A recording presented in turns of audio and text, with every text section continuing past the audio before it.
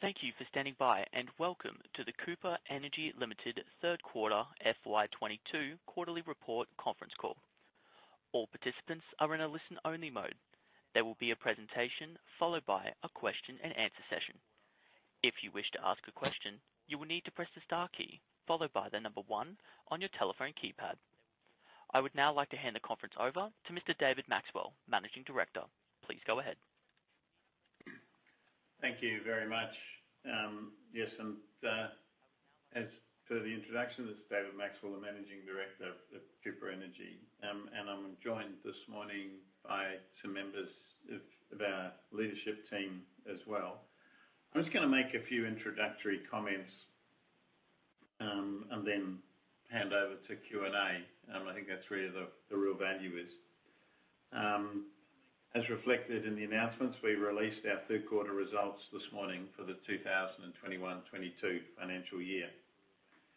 A short summary of these results. It was a further set of strong results evidenced by the record and year-to-date increases in production, sales volume and revenue of 24% to 71%. We had steady improvements in the processing rate at the Orbost gas processing plant, which is operated by APA, together with the first full quarter of processing of our Otway gas through our own owned and operated Athena gas plant. The improved Orbost sole production, together with the commencement of the resculpted AGL take-or-pay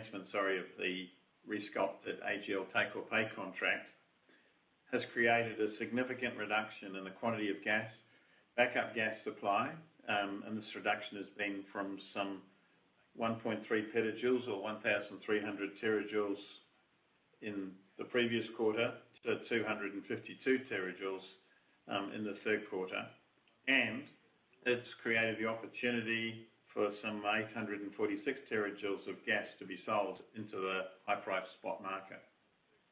This is perhaps best illustrated in the graph which appears on page 3 of the quarterly, where the grey area illustrates the backup gas supplied into our sole gas sales agreements, and the green area illustrates the spot sales. And a quick look at that graph and you can see the contrast before and since 1 January. Gas supply into Eastern Australia continues to be tight, and prices are increasingly influenced by international LNG prices. The current spot Victoria and Sydney gas prices are circa 2 times what they were this time last year. The outlook is for higher spot gas prices as we come into winter when gas demand peaks. The Orbost gas plant was shut down from the 25th of March for the Phase 2B works, and it was returned to service on the 11th of April. And this included a few days delay due to flooding of the access roads, not flooding of the plant. After the shutdown, APA took it steady and went to 45 terajoules a day, then 47.5 terajoules a day, and is now producing at 50 terajoules a day. And it's important to note that this is before the commencement of the polishing unit, which was installed by APA, and before separately, the solids removal package, which is now in place and we expect will be commissioned later this year. In the offshore Otway, the well configuration and rates are still being optimised. And during the quarter, we announced a significant upgrade to the low-risk offshore Otway prospectivity. And earlier this month, we advised we've been awarded a new prospective Gippsland Basin permit, that's VIC-P 80, which includes the Wobbegong opportunity. You can expect to hear more about our exploration plans as a part of the next drilling campaign, which is being built around the OP3D development project, which is focused in particular on developing the Annie field we discovered in September 2019. We have maintained our guidance for production, sales volume and underlying EBITDAX and capital spend. And as mentioned in the quarterly, our current year-end forecast is at the upper end for production, sales volume and revenue of the ranges that we've provided for guidance, and we are going to review that again in the next month. Yesterday, we and APA signed and announced an extension to the transition agreement that we have in place, and this is an extension out to the end of June. We and APA are working closely on the long-term arrangements for Orbost and the processing of our Sole gas, and this extension provides the time to finalise these terms.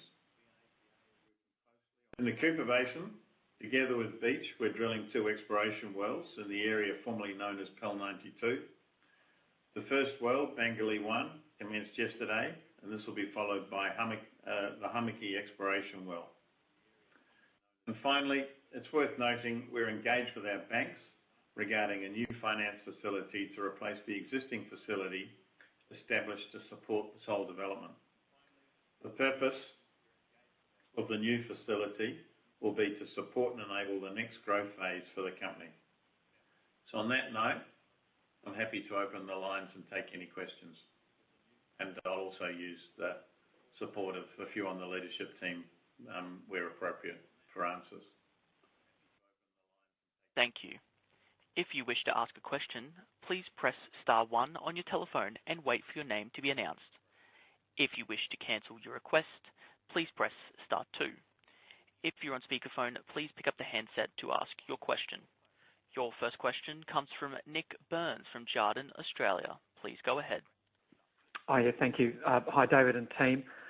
Just a question on the extension to the transition agreement with APA. I imagine you and the team have been working hard with APA to achieve a mutually agreeable outcome for Orbost for a number of months. Are you able to comment at all on what the key issues are that meant you were unable to get an outcome by the end of April, why you're confident you can achieve an outcome by the end of June? Just wondering if the delay relates in any way to your permanent CFO not commencing until next month. Cheers. Thanks, Nick. No, look, the delay is really just things are taking a bit of time.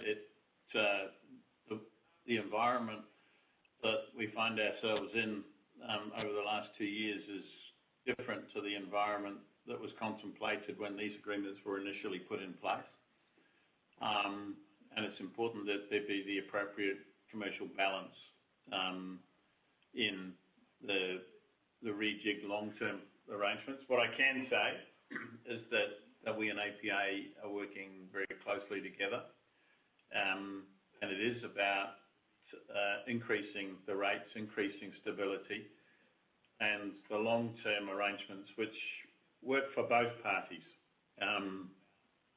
And it would probably be inappropriate for me to say any more than that at this stage, other than that I'm confident that within the next month or so, we'll have the opportunity to sign it off, and we'll at that point be obviously fully embracing of describing the new arrangements in place for processing of our Sole gas through Orbost. Sorry, I can't be more specific, Nick. No, I appreciate that. I thought I'd try anyway. Thanks, David. Look, I might just turn to Phase 2B works. I was interested in your comment around APA installing a gas polishing unit, but that you didn't endorse that work. Can you just talk a bit more about this? Why didn't you endorse it? Did you pay for it? What impact does APA expect this unit to have on plant operations? Cheers. Yeah, look, there was a proposal by APA, and we couldn't see the economic merit of the proposal, but it's APA's own and operate the plant. They wanted to install it, and so they continued and did just that and funded it 100%,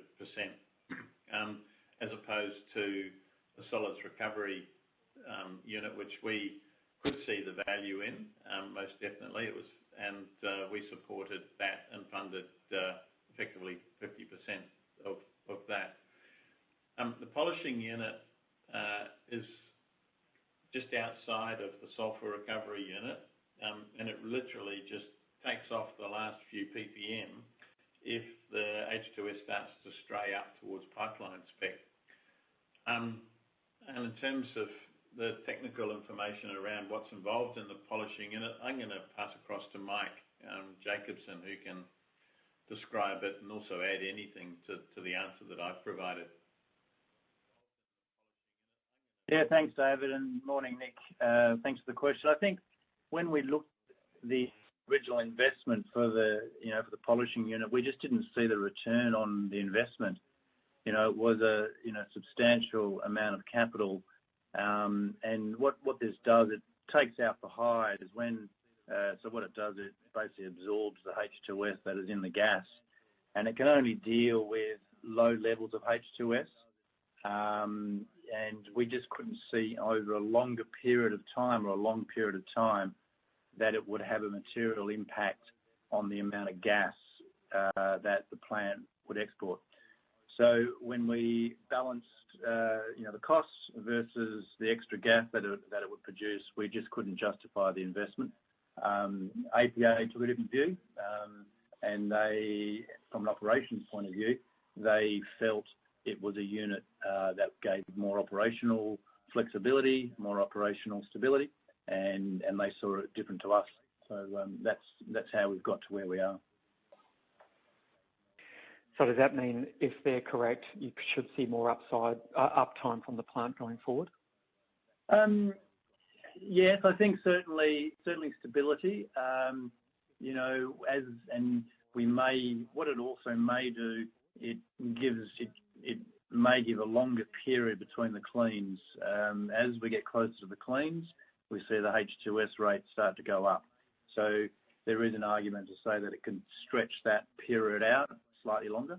But yeah, time will tell. Got it.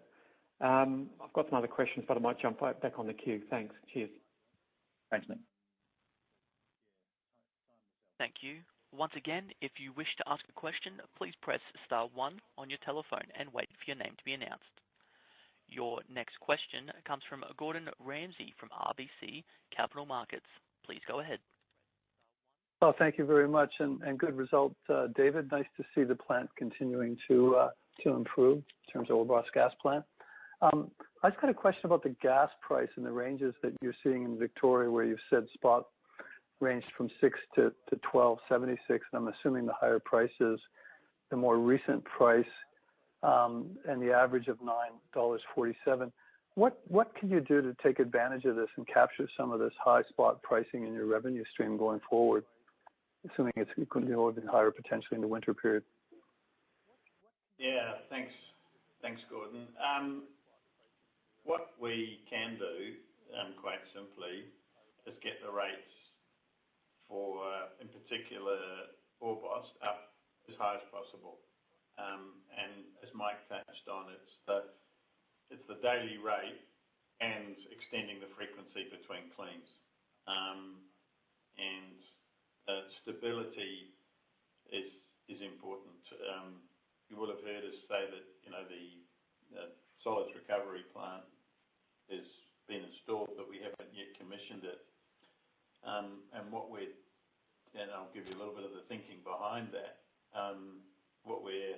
As we come into winter, and you look at that graph that we have on page 3 of the quarterly, we're expecting that the gas prices will be high, and what we're wanting to do is to have available as much gas as we possibly can to put into that market, and it really comes down in this case to Orbost, and getting as much gas to Orbost as possible. The reason we're holding back on actually commissioning the solids recovery kit is it might take a week or two for the system to stabilise post-commissioning, and that's a week or two that could be very valuable in terms of both spot sales opportunities, but also gas into our term contracts to our customers who really need it during winter. I think it is as simple as getting the processing rates up as high as possible at Orbost, and then separately over at Athena, continuing to optimise the cycling between the 4 wells that we've got. At any point in time, we've generally got 2 wells online and 2 wells shut in, and then we use, because these wells are nearing the end of their life, the field's nearing the end of their life. We're using flush production and synchronising between wells and the number of wells on to maximise the throughput. So those are the two things, really: Orbost processing rate and synchronising, optimising the offshore cycling in the Otway. Thanks, David. You kind of answered my second question about the delay with the second part of the what we call the SPR for the Phase 2B works. I appreciate that. Thank you. Yeah. I don't know, Mike wants to add anything to that, because there was quite a lot of thought that went into the timing of the commissioning of the solids recovery kit. Yeah, no, I think you've covered it, David. Just it's really about I think we don't want to. I mean, the rates are good at the moment, and we do expect when we do the commissioning there'll be periods of time where there is some instability, and we didn't really want to do that, as David mentioned, as we lead into winter and with the gas prices where they are. So I think you've covered it, David.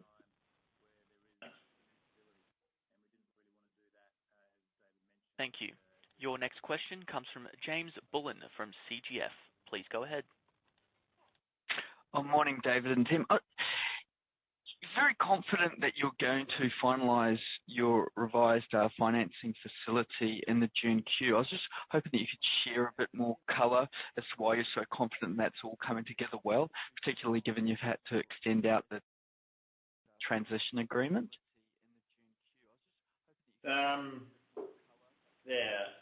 Look, the confidence comes from the nature of the conversations and the level of support that we're receiving from our relationship banks. And we are in discussions with them, and those discussions are what gives us the confidence, and it is around the terms.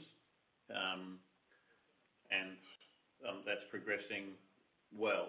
I don't think I can say too much more than that on direct response to the question. What I can say, though, is that it was always our intention, and our relationship banks always understood that was our intention, that once we had Sol up and running and commissioned, albeit at the moment it's not quite at the 68, our intention was always to refinance the existing facility.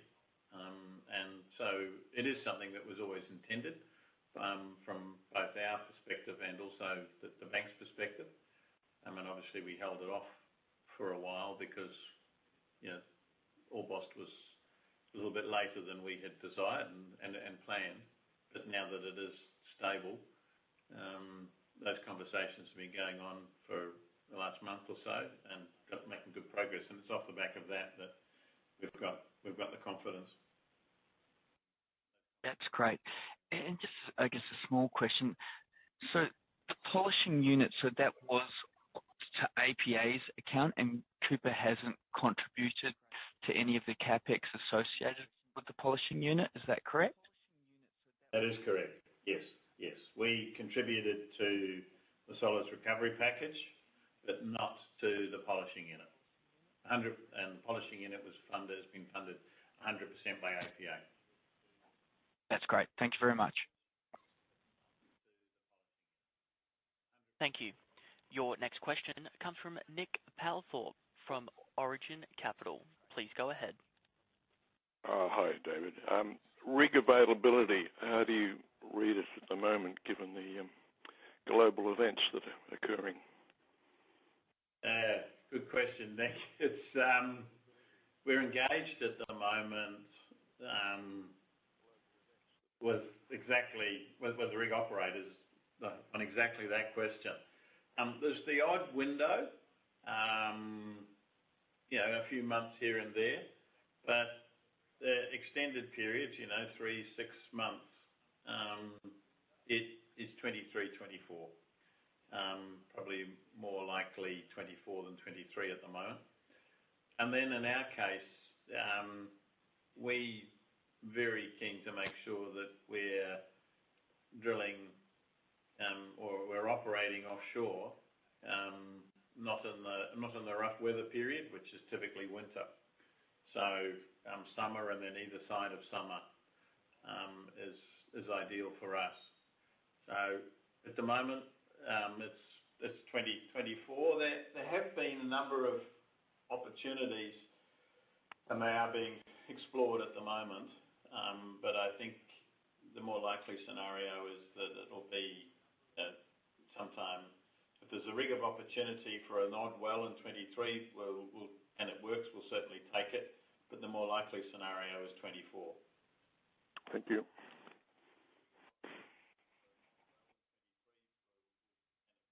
Thank you. Your next question comes from Stuart Howe from Bell Potter Securities. Please go ahead. Hi, David. Just back on the solids removal package and commissioning later this year. I actually missed when you said that would be commissioning, but just confirming that with current rates being quite good, you want to maintain that consistency of supply over the winter months. But then you also made the comment around the polishing, enabling a longer period between cleans. So I guess what I'm coming to is once the SRP is commissioned, I've got the understanding that the cleans won't then be required because that basically reduces the fouling. Could you perhaps just provide a bit of clarity around those topics? Yeah, I'll say a few things and then certainly invite Mike to add to it. The purpose of the solids recovery kit is to remove the heavier particles, which has been causing the fouling. And so if you can remove the heavier particles, remove the fouling, then you don't have the need for cleaning. So you don't have the need for cleaning on a regular basis, that is. You maybe, ideally you'd clean once a year. What we're very focused on is, and it comes back to the earlier question, is getting as much throughput as we can through the plant through winter. And so the solids recovery package is sitting there, it's installed but not yet commissioned. And the decision on when to commission it, our hope, our desire, our preference would be after this winter. And in that scenario, we're running at steady rates, predictable rates, 50 plus, and putting gas into the spot market, and then we interrupt processing in a down period, say, sometime in spring of this calendar year. So that's the thinking behind it. Mike, would you like to add anything to that? Yeah, I think maybe also just to talk on the polishing unit and how it supplements the SRP. Sure. Yeah. Morning, Stuart. Yeah, I mean, I think in terms of the polisher, when I said it may extend the cleans out, talking probably 1 or 2 days. Its main purpose is to take out those when we get a trip on H2S, or when there's other sort of issues that go on and we see a spike in the H2S. The polisher is that sort of catch, it'll be that fallback in those types of circumstances. So it's not really, designed to stop the fouling or to, extend the cleaning. It is purely to act as a backstop, and when we see spikes in H2S, what has happened previously in those cases, the plant has to shut down, which takes time to get back. So that's what its purpose is. The SRP, the solids removal package. We expect that by taking the solids out, then as David mentioned, we don't expect to do any cleans during the course of out with our normal maintenance program. So whether it's once a year, probably that's what we expect it to be. So that's the two sort of differences. But you're right about we want to do that commissioning and installation and so tie-in when we see the gas market is not as tight as it currently is. Yeah. Okay. Thanks, guys. And just secondly, obviously good to see the step up in production at Otway following the cut over to Athena. With those cycling between the wells now, what sort of production profile should we expect going forward from per quarter from the Otway business? It's going to be up and down a bit, and it depends which wells are on. But you'd expect it to be in the range, and this has not yet been optimised, so there may be a little bit more upside on this. But you'd expect it to be in the range, some days down around 25, 26 terajoules a day, and then when you've got your two best producers on it early in the cycle, up in the low 30s, 32, 33. So in that range, and there's work ongoing to optimise that. Great, thanks for that. I'll hand over. Thank you. There are no further questions at this time. I'll now hand back to Mr. Maxwell for closing remarks. Yeah, thanks very much. Look, just a couple of final comments. As I said right at the outset, we are now starting to see the solid results come through, both on the back of increased production and increased revenue. Revenue also being compelled by increased pricing. Coming into winter, I think we're in for a fascinating winter, 2022. When you look at LNG prices, where they're at, no sign of them coming back in the next 12, 18 months. Tight supply in Southeast Australia, gas demand holding and in some cases increasing, supply very tight from the other producers into the domestic market. Therefore, our focus is very much on getting as much production as we can through both Orbost and Athena. And I think we've set ourselves up well. We might look back in a year or two's time and not think that the deferment was quite the curse it was, because the delay has occurred at a time. It's pushed us into a time when prices and margins are quite a bit higher than they were 18 months, 2 years ago. I think the next quarter, the fourth quarter, is going to be very interesting for Cooper, and I expect it just to further, and we're already seeing it in the April results, further builds on the growth in the third quarter, which will lead to a good year-end result and set us up well for 2022-23. So on that note, thank you for your attendance, and if you have any questions, don't hesitate to give Eddie Glavis or myself a call. Thanks a lot. That does conclude our conference for today. Thank you for participating. You may now disconnect.